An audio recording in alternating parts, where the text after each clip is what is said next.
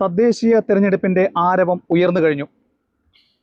തിരുവനന്തപുരം കോർപ്പറേഷനിൽ UDFിൻ്റെ സ്ഥാനാർത്ഥികളെ ഞെട്ടിച്ചുകൊണ്ടാണ് കോൺഗ്രസ് സംസ്ഥാന നേതൃത്വം ആദ്യമായി തദ്ദേശീയ തെരഞ്ഞെടുപ്പിൽ മുന്നോട്ട് വന്നത്. അതിന് ചുവട് പിടിച്ചുകൊണ്ടാണ് എല്ലാവരും ഉറ്റുനോക്കുന്ന പത്തനംതിട്ട ജില്ലയിലെ സ്ഥാനാർത്ഥി പ്രഖ്യാപനവും ഇതിനോടൊപ്പം തന്നെ വന്നിട്ടുള്ളത്. നമ്മളോടൊപ്പം ചേരുന്നത് കോൺഗ്രസിൻ്റെ KPCC ജനറൽ സെക്രട്ടറിയായ അഡ്വക്കേറ്റ് പഴകുളം മധുവാണ്.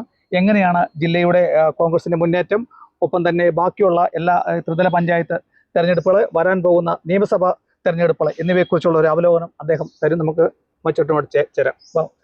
എങ്ങനെയാണ് ഈ സ്ഥാനാർത്ഥി പ്രഖ്യാപനം ഇപ്പം മറ്റു രാഷ്ട്രീയ പാർട്ടികളെക്കാട്ടിലും കൂടുതൽ ഞെട്ടിച്ചുകൊണ്ട് കോൺഗ്രസിനെ ഈ കഴിഞ്ഞ ദിവസം പ്രതിപക്ഷ നേതാവ് പറഞ്ഞിട്ടുള്ള ഒരു വിശാലമായിട്ടുള്ള ഒരു മുന്നണി ചർച്ചകളിലേക്കാണ് വരുന്നത്. എങ്ങനെയാണ് അതിനെ നോക്കിക്കാണുക? മുന്നണി ഘടകകക്ഷികളുമായിട്ടുള്ള ചർച്ചകൾ ഞങ്ങൾ ഇത്തവണ ഒരു തടസ്സവുമില്ലാതെ പൂർത്തീകരിച്ചു. എല്ലാ ഘടകകക്ഷികളെയും വിശ്വാസത്തിലെടുത്തുകൊണ്ട് അവർക്ക് ആവശ്യമായിട്ടുള്ള അക്കോമഡേഷൻ കൊടുത്തു.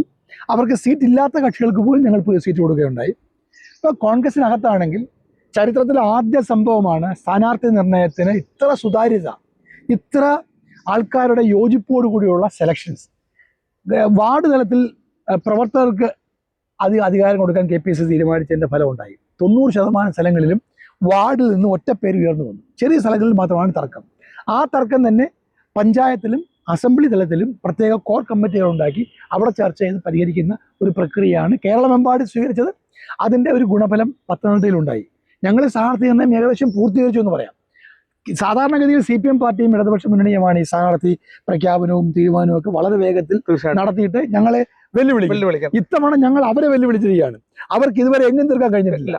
ഞങ്ങൾ ഈ ജില്ലയിലെ 4 നഗരസഭകളിലും സീറ്റുകൾ നിർണ്ണയിച്ചു കഴിഞ്ഞു. ഞങ്ങൾ ബ്ലോക്ക് പഞ്ചായത്തുകൾ സ്ഥാനാർത്ഥി തീരുമാനിച്ചു കഴിഞ്ഞു. ഗ്രാമപഞ്ചായത്തിൽ 99% സ്ഥാനാർത്ഥികൾ തീരുമാനിച്ചു കഴിഞ്ഞു. എല്ലാവർക്കും ജയിക്കണമെന്നൊരു ആഗ്രഹമുണ്ട്, അതിനൊരു ആവേശമുണ്ട്. പ്രവർത്തകരിലെല്ലാവരും അത് പ്രകടമാണ്. നേതാക്കന്മാരും ആവശ്യമുള്ള തർക്കങ്ങൾ ഒന്നും ഉന്നയിച്ചിട്ടില്ല. പ്രത്യേകിച്ച് വെച്ചിട്ട് എടുത്തു പറയേണ്ട ഏറ്റവും വലിയൊരു മേന്മ എന്ന് പറഞ്ഞാൽ ഘടകകക്ഷികൾ എല്ലാവരും വളരെ സംതൃപ്തിയാണെന്നുള്ളതാണ്. പ്രത്യേകിച്ച് എല്ലായിടത്തും പറയേണ്ടത് പത്തനംതിട്ട ജില്ല ഉൾപ്പെടെയുള്ളത്. അത് എങ്ങനെയാണ് അവരെ മുഖവിലേക്ക് എടുത്തത്? പത്തനംതിട്ടയിൽ ഞങ്ങൾ തീരുമാനിച്ചത് ചെറിയ കക്ഷിയോ വലിയ കക്ഷിയോ വ്യത്യാസമല്ല, എല്ലാവർക്കും അക്കോമഡേഷൻ വേണം. മുൻ തെരഞ്ഞെടുപ്പുകളിൽ കിട്ടിയ സീറ്റുകളാണ് സ്റ്റാറ്റസ് കോ ആയി ഈ തെരഞ്ഞെടുപ്പിൻ്റെ ഒരു ബേസിക് മാനദണ്ഡമായി വെച്ചത്. പക്ഷേ ഞങ്ങൾ കഴിഞ്ഞ തെരഞ്ഞെടുപ്പിൽ മത്സരിക്കാത്ത കക്ഷികൾക്ക് സീറ്റ് കൊടുത്തു, പല സ്ഥലങ്ങളിലും കൊടുത്തു. എന്നാൽ അവർ പൂർണ്ണമായും തൃപ്തരാണെന്ന് ചോദിച്ചാൽ അല്ല, കാരണം അവർക്കും ഡിമാൻഡ് വലുതാണ്, നമ്മുടെ റിസോഴ്സസ് കുറവാണ്. അപ്പോൾ അതനുസരിച്ച് ഞങ്ങൾ എല്ലാവർക്കും തൃപ്തികരമായൊരു ഫോർമുല ഉണ്ടാക്കി എല്ലാ ഘടകകക്ഷികൾക്കും ആവശ്യമായ പരിഗണന കൊടുത്തു.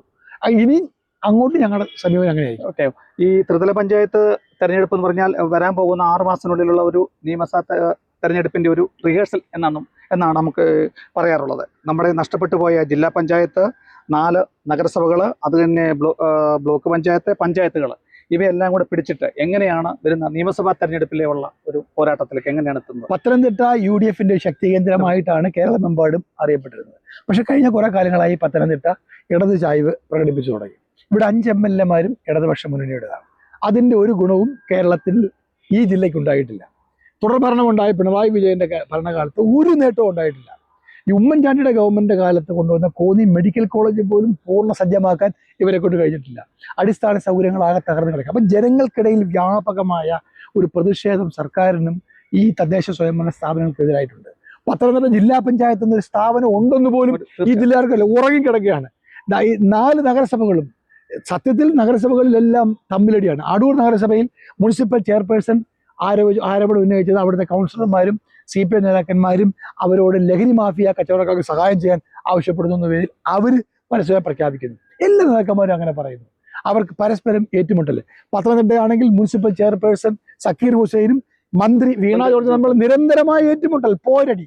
അപ്പം ഇങ്ങനെ ഭരണം നടന്നിട്ടേ ഇല്ല. ജനങ്ങളാകെ അമർഷത്തിലാണ്. ഈ പത്തനംതിട്ട CPMനും ഇടതുപക്ഷ മുന്നണിക്കും വിട്ടുകൊടുത്തതിൻ്റെ ദുഃഖത്തിലാണ് ഇപ്പോൾ പത്തനംതിട്ടയിൽ. ജനങ്ങളാകെ ഒരു തിരിച്ചുവരവിനും ഒരു മാറ്റത്തിനുമുള്ള ആവേശത്തിലാണ്. ആ ആവേശം ഞങ്ങൾക്ക് പ്രകടമായി കാണാൻ കഴിയും. ജനങ്ങളുടെ ആ മനോഭാവം അനുസരിച്ച് കോൺഗ്രസ് നിന്നുകൊടുക്കും, UDF നിന്നുകൊടുക്കും.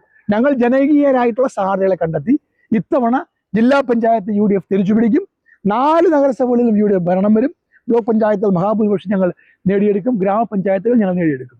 ഇതൊരു ചരിത്ര വിജയമായിരിക്കും. ഈ വിജയമായിരിക്കും 2026 നിയമസഭാ തെരഞ്ഞെടുപ്പിൽ പത്തനംതിട്ട ജില്ല കേരളത്തിൽ ഒരു UDF ഗവൺമെന്റ് ഉണ്ടാകാൻ വേണ്ടി സഹായം ചെയ്യാൻ പോകുന്നത്. 5 MLAമാരും ജയിക്കുക എന്നുള്ളതാണ് ഞങ്ങളുടെ ലക്ഷ്യം.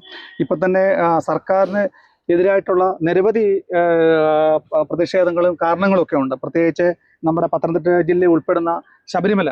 അപ്പം എന്തൊക്കെയാണ് നമ്മുടെ ഈ ജനങ്ങൾ കോൺഗ്രസ് മുന്നോട്ട് വെക്കുന്ന പ്രധാന ആശയങ്ങളും പ്രചരണ ആയുധങ്ങളും എന്തൊക്കെയാണ്? ഈ തെരഞ്ഞെടുപ്പിൽ ജനങ്ങൾ അഭിമുഖീകരിക്കുന്ന ഏറ്റവും പ്രധാനപ്പെട്ട വൈകാരിക പ്രശ്നം എന്ന് പറയുന്നത് ശബരിമലയാണ്. ശബരിമലയിലെ സ്വർണ്ണക്കൊള്ള. ഇതിൻ്റെ ഒരു എപ്പിക് സെന്റർ എന്ന് പറയുന്നത് ഈ പത്തനംതിട്ടയാണ്. ക്ഷേത്രം നിലനിൽക്കുന്ന ഈ ജില്ലയിൽ 2 ദേവസ്വം ബോർഡ് പ്രസിഡന്റുമാർ, അവരുടെ കാലത്താണ് ഈ അഴിമതി നടന്നത്.